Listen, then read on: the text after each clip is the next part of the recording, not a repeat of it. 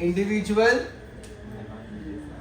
Demand curve. बस check करो record हो रहा है ना।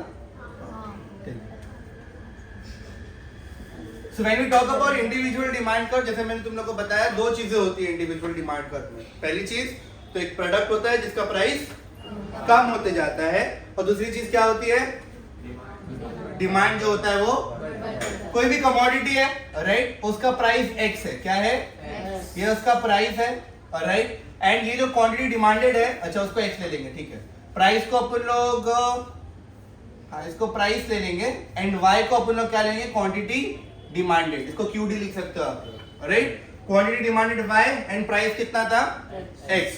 10 रुपया किलो था, कितना था, तो मैंने कितना किलो खरीदा, 1 किलो। कितना किलो खरीदा, कम हुआ 8 हो गया, तो कितना 2 किलो, फिर और कम हुआ तो कितना, और कम हुआ तो कितना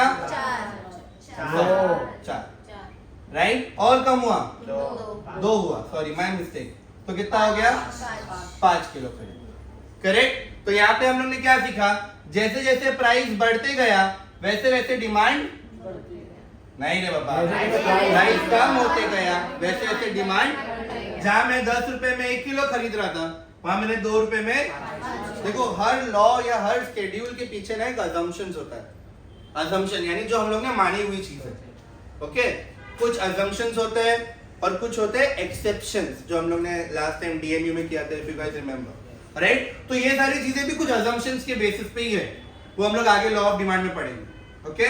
तो इंडिविजुअल डिमांड कर्व में क्या हुआ, प्राइस कम होता गया और डिमांड बढ़ता है, इज इट क्लियर, किसको आप पर कुछ डाउट, इसी चीज को किसमें एक्सप्लेन करना है अपने को, ग्राफ में।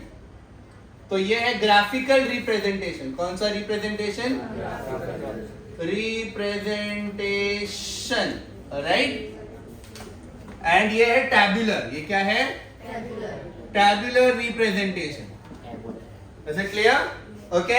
यहाँ पे ध्यान दो अभी,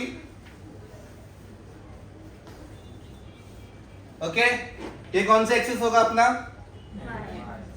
y की x, y, and this is x का बहुत ही महत्वपूर्ण किरदार होता है अपनी जिंदगी में, बराबर की नहीं सोया, आ गया कैमरा में, ठीक है। तो x axis and y axis right, left hand side पे तुमको क्या दिया है बताओ मेरे को, क्वांटिटी डिमांडेड दिया है कि प्राइस दिया है, प्राइस है ना। तो यहाँ पे अपन लोग लिख देंगे, अच्छा ठीक है, अभी मैं तुम लोग के लिए ऐसा लिख रहा हूँ, प्राइस ऑफ कमोडिटी, स्टेशन पे फाटक पे वहां पे रहते ना कमोडिटी लोग, सिग्नल पे आ जाते ना, एंड ये क्या है, ये लोग ने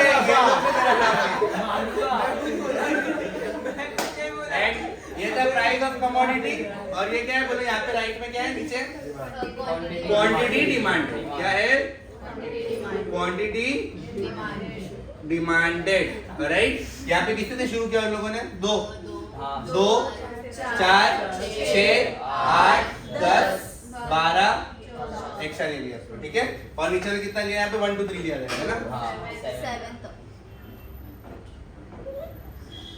1 2 3 4 5 6 7 राइट। तो ये है हमारा क्या, प्राइस ऑफ कमोडिटी, और ये क्या है अपना क्वांटिटी डिमांड। यहाँ तक सबको क्लियर हुआ, ओके। बस अभी आपको पॉइंट्स को मार्क करते जाना है।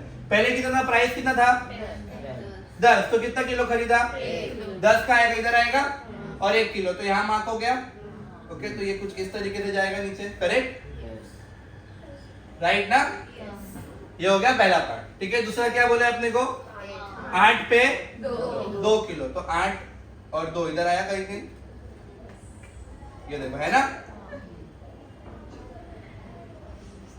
नेक्स्ट 6 पे 3,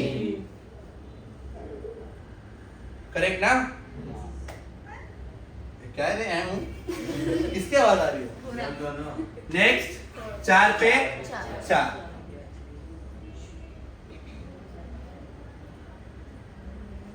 correct. Last but not the least 2 पे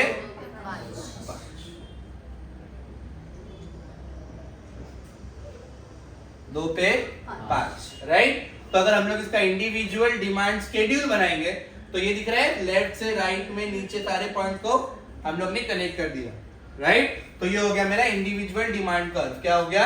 ये आप इंडिविजुअल डिमांड स्केड्यूल बोल सकते हो। क्लियर हुआ सबको? इसको डीडी तरीके से भी लिख सकते हो, not an issue. Demand curve भी बोला जाता है इसको। एंड ये कौन सा? Individual demand curve. किसका है? ओके, कहां से जा रहे हैं? लेफ्ट से राइट में, है ना? डाउनवर्ड स्लोपिंग है। कैसा स्लोपिंग है?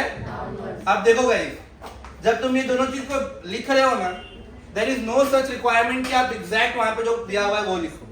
आप अपने ओन वर्ड्स में लिख सकते हो, लेकिन ऐसे ओन वर्ड जो समझने आए। क्लियर? समझ लो मैं क्या बोल रहा हूँ। ऐसा कुछ भी अंडरस्टैंड मत लिखना जो किसी को समझे ही नहीं। अक्सर बच्चे लोग क्या करते हैं, खुद के लिखने के चक्कर में खुद को एकदम फिलोसोफर समझ लेते हैं, और जो इंग्लिश के खतरनाक वर्ड लिखते हैं जो हम लोग को भी टाइम जाता है समझने के लिए। तो ऐसा मत करना। Simple basic English.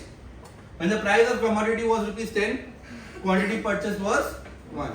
When the price decreased to 8, so quantity purchased was 2. आपको लॉजिक समझा? When the price came to 6, quantity purchased was 3. And simultaneously, when the price became 2, the quantity purchased was 5. Now here in the graphical representation, we can see that when the price of commodity was ₹10, this was quantity purchased was 1, and gradually it is going down, decreasing from left to right, and it is a downward sloping curve from left to right. That's it, खत्म। कुछ extra लिखने की जरूरत नहीं। अब it depends on you कि आप अगर आपको थोड़ा बड़ा करना चाहते हो, आप अपने हिसाब से बड़ा कर सकते हो। क्लियर? किसी को कुछ डाउट? श्योर? ठीक है, चलो फटाफट कॉपी इट डाउन। तो क्या पढ़ेंगे? मार्केट डिमांड कर्व, ओके,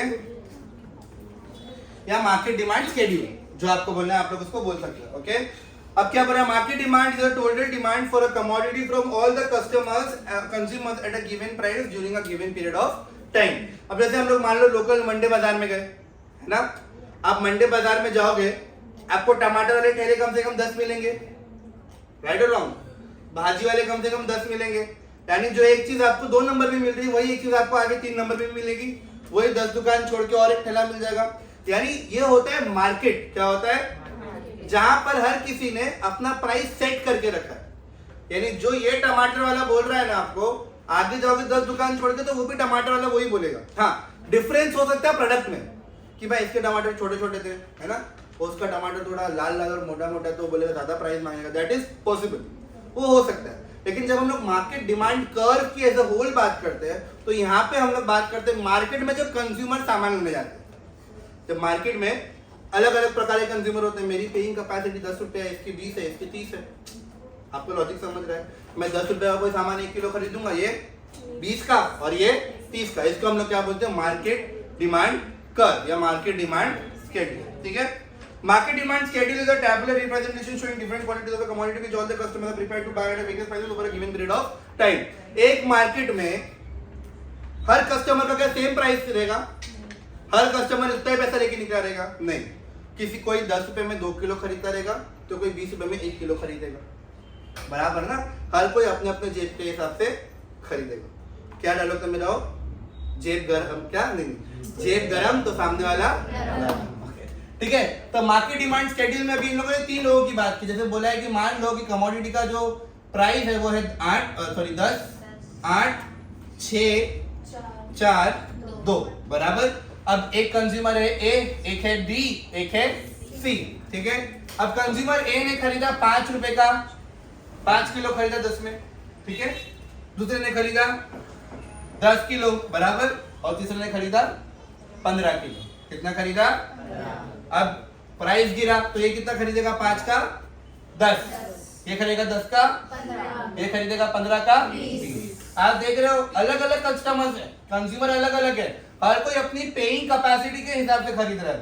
जब 10 रुपया किलो था तो इसने 5 खरीदा, इसने 10 किलो, और इसने फिर कम हो गया 10 का, सॉरी 8 हो गया, तो इसने कितना खरीदा?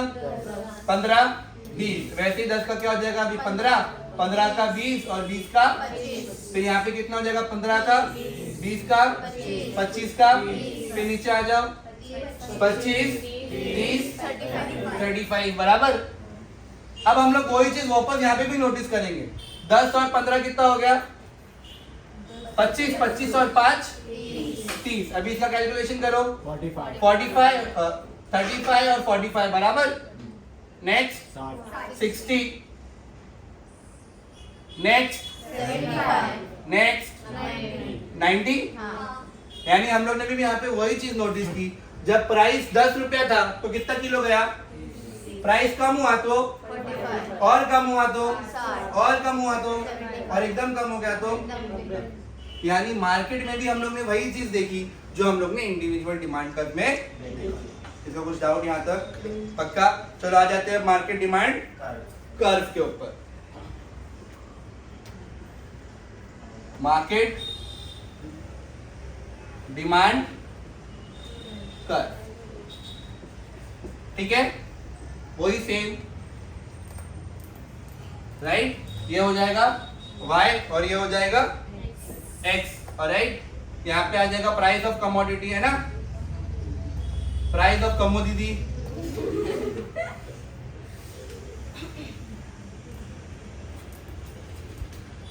जीरो, ठीक है? 2 4 6 8 10 12। यहाँ पे क्या लिया इन लोगों ने? 20, फिर 60 80 100 120 बराबर। सबसे पहले कितना हुआ बोलो मेरे को? 10 के ऊपर कितना गया? यानी यहाँ पे बीच में गया आएगा, है ना? मैं मार्क नहीं कर रहा, तुम लोग समझ जाना। तो 10 के ऊपर ये यहाँ पर लेके आ गया, ओके? क्लियर? नेक्स्ट कितना था? 8 के ऊपर 45 इधर कहीं आएगा, है ना? 8 के ऊपर ये 45 इधर कहीं आ गया, बराबर। नेक्स्ट 6 के ऊपर 60, इधर है 60।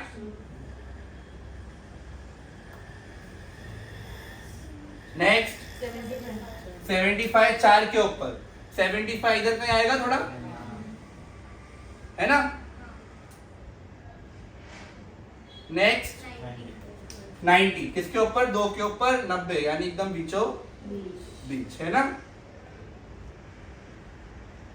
ये क्या हो गया अपना मार्केट डिमांड शेड्यूल? क्या हो गया? कहां जा रहा है? ये भी डाउनवर्ड स्लोपिंग है, फ्रॉम लेफ्ट टू। किसी को कुछ डाउट यहाँ पर? श्योर? पक्का? चलो फटाफट कॉपी डाउन एवरीवन।